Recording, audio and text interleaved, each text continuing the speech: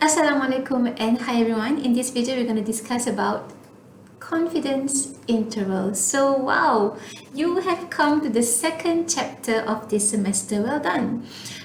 This chapter is going to be a lot more interesting compared to chapter 1 because you will be doing a lot more calculations and lesser interpretations, but still there is still a little bit concept that you need to understand before we proceed to the calculations, right? So I'm going to start this video with some underlying fundamental concept under this chapter, confidence interval. So what is confidence interval? Perhaps before we talk about that, I need to remind you about why do we do statistics? Okay, so statistics or applied statistics is about trying to understand the data. All right, you collect your data.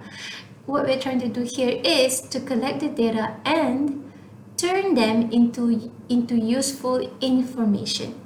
Okay, so this is what statistics is about. Without statistics, your raw data is gonna be meaningless, right? So how do you do that? For example, if you collect your data from a population, what if you collect your data from the whole population? So let's say Pak Mail has 230 cows, remember? So what if he collected data from all 230 cows? And then he calculated the mean value. He calculated the standard deviation value. He calculated the variance value. So all this value belongs to the whole population, am I right? So all these value are parameter value. So because of that, because of he collected the data from the whole population, so all the calculated value can be immediately used to conclude for the whole population.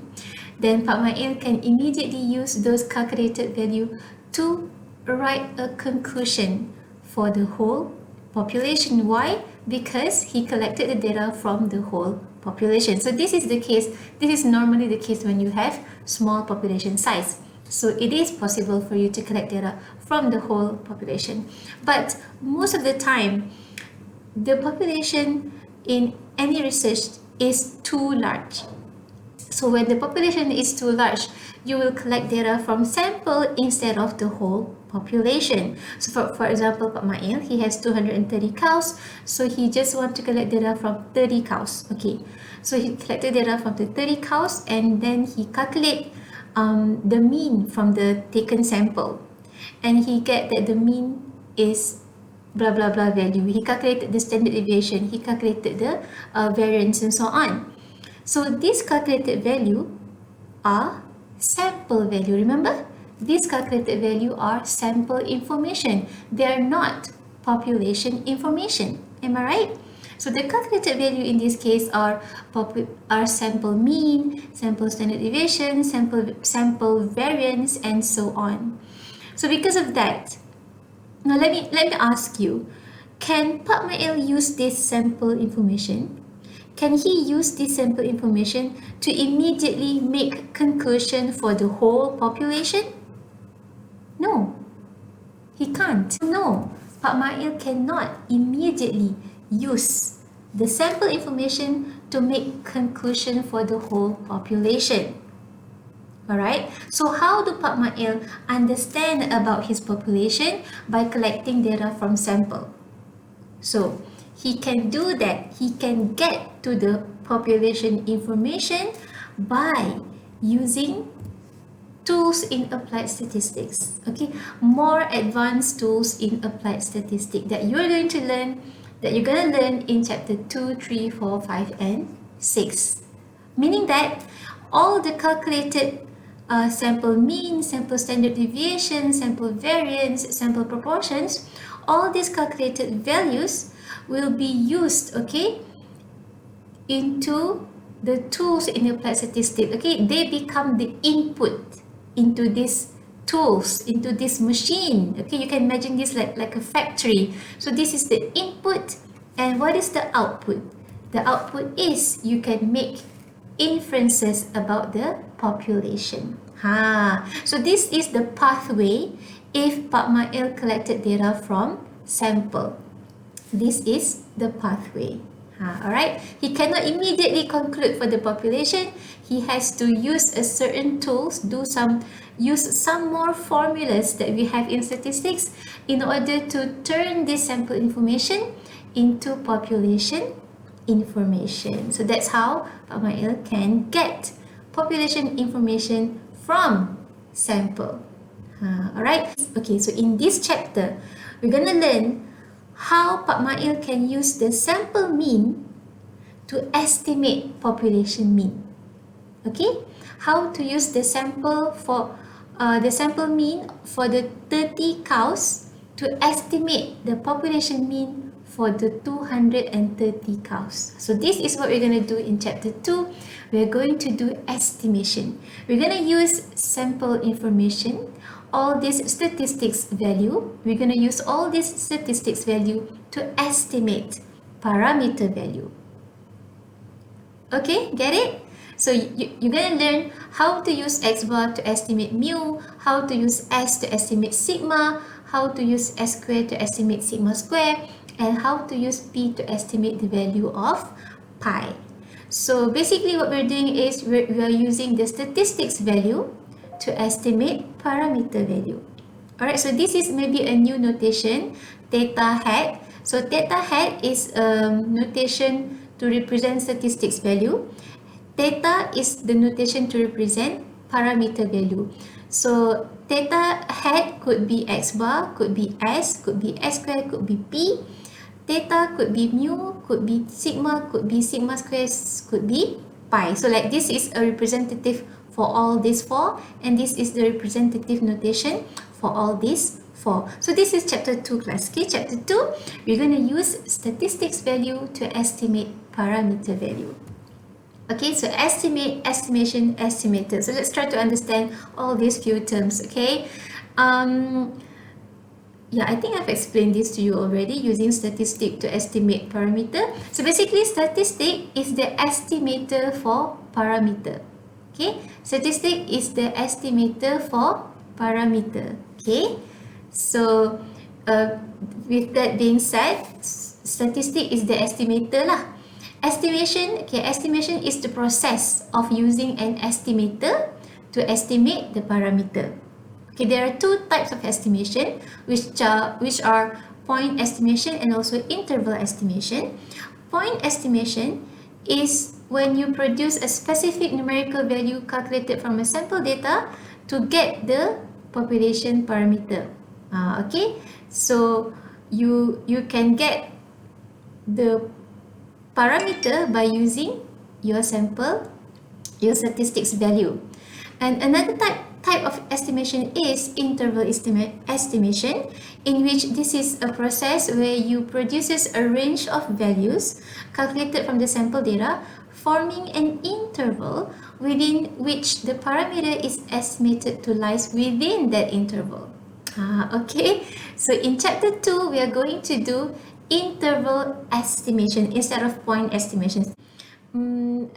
These are some of the properties of a good point estimator. Unbiased, consistent, efficient, and also sufficient.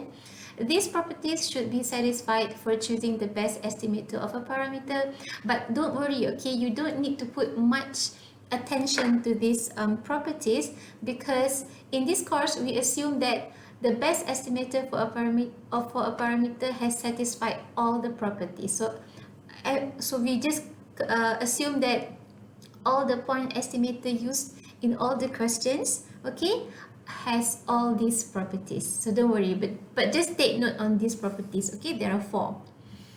Right, so confidence interval. Inilah interval estimation. So interval estimation means we find an interval in which we are confident that the parameter is within the interval. Okay, for example, now, I suka guna Pak Mail because Pak Mail divides his cows into 2 different types of breed. But here I only provide you with one breed. Okay, so just ignore that sentence. He then recorded the amount of milk produced in a month from a sample of each breed, and the data are as follows. So I just provide you with the first breed, which is breed A. So what can Pak Mail do with this data entries? So he can calculate the sample mean, calculate the sample standard deviation, and this is the sample size. There are nine data here. So the sample mean is 76.111 liter and the sample standard deviation is 3.7231 liter. Okay. So does Pak Mail only want to know about these 9 cows? Of course not.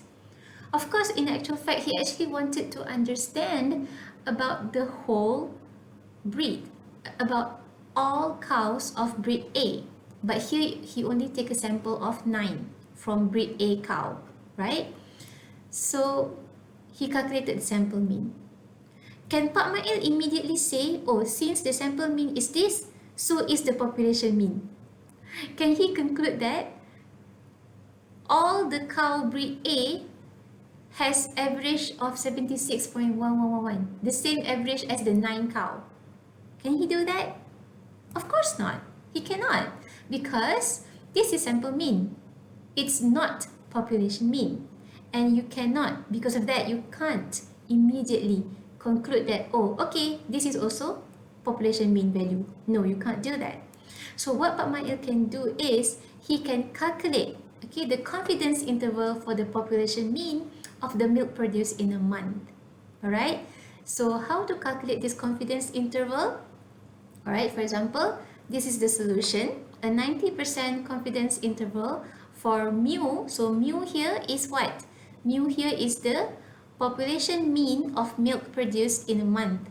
Alright, so this is the formula. I will explain about the formula to you later. And this is the calculated value lah. Alright, so this is the 90% confidence interval to estimate mu. So when Pak Mail has this confidence interval, from this interval then Pak Mail understand that the population mean of milk produced in a month from breed A is within 73.8 liter to 78.4 liter. Okay, he is not sure which one is it. Is it 73? Is it 74? Is it 75? Is it 76? He don't know that, but he can at least be sure that it is within this range. Okay, Pak Mail can be 90% confident that the population mean is within this interval.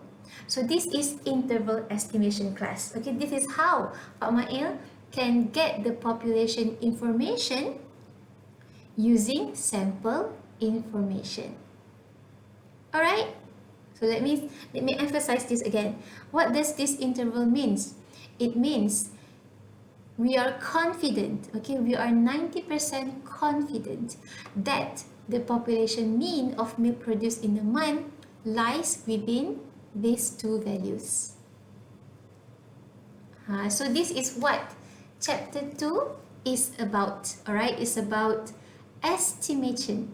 Okay, doing interval estimation for parameters. So you're gonna learn more how to estimate mu, how to estimate sigma, how to estimate sigma square, how to estimate pi. There are so many formulas that you can use, and of course there are certain conditions in which you can use which formula. So we're going to talk about that more in my next videos.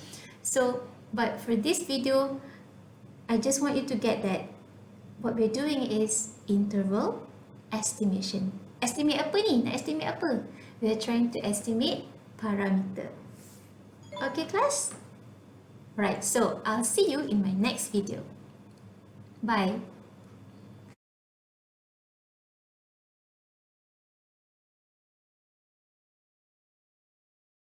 Assalamualaikum and hi everyone. We're going to continue our discussion on confidence interval in this video. So let's recall the problem which I presented to you in my previous video about Pak Mail. Remember, Pak Mail who wanted to estimate the population mean of milk produced by his cow breed A. So he just collected a sample of 9 cows, breed A, and then using this sample information, Pak Mail can calculate the confidence interval that can be used to estimate the population mean. So you see here, by using the sample mean, Pak Mail can get a range of number to estimate mu. Using x bar, you can estimate mu. So let's look closer into this interval. So this is what we call a confidence interval. So what I did here, okay, I calculated the 90% confidence interval to estimate the population mean of milk produced. Okay, so here what we have here is that now we are confident, okay, that the population mean, okay, the mu is within the two values in the interval. So the mu is within this interval. We are 90% confident that the population mean of milk produced is within 73.8034 liter to 78.4188 liter. In other words, the probability of the population mean to be within this range is 0.9. Okay, so 0.9 here, or 90%, okay, it's the same thing.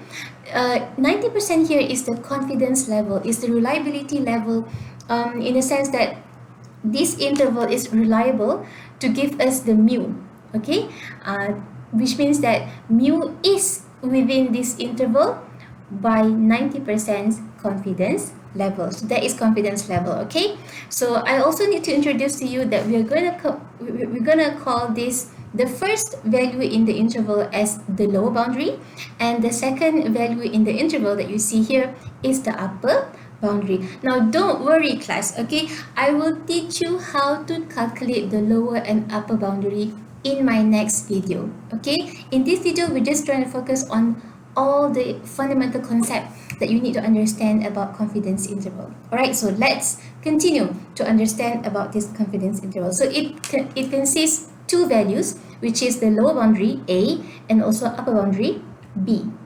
Okay, and if you calculate the interval weight, okay, the weight of this confidence interval, so how to calculate the weight of the confidence interval? You just take the upper boundary minus the lower boundary, so that's how you get the interval weight.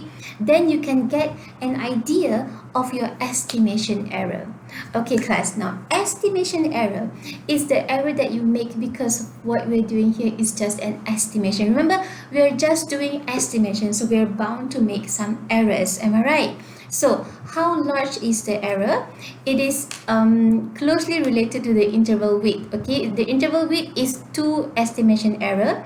So to get the estimation error for this interval, you have to calculate weight divided by 2. Alright, because weight is equals to 2 estimation error. So bigger weight will give you bigger error. You're right. Alright, so in other words, the smaller the interval weight, the better the confidence interval describe the parameter, indicating that the interval estimate is more precise and more accurate. So if your weight of confidence interval is small, then it's better, because that means your estimation error is small. So when your estimation error is small, that means the estimation that you're doing by using this interval is gonna be a precise estimation. It's gonna be an accurate estimation. Okay? Boleh tak tu? So remember, estimation confidence interval consists of the lower boundary and also the upper boundary.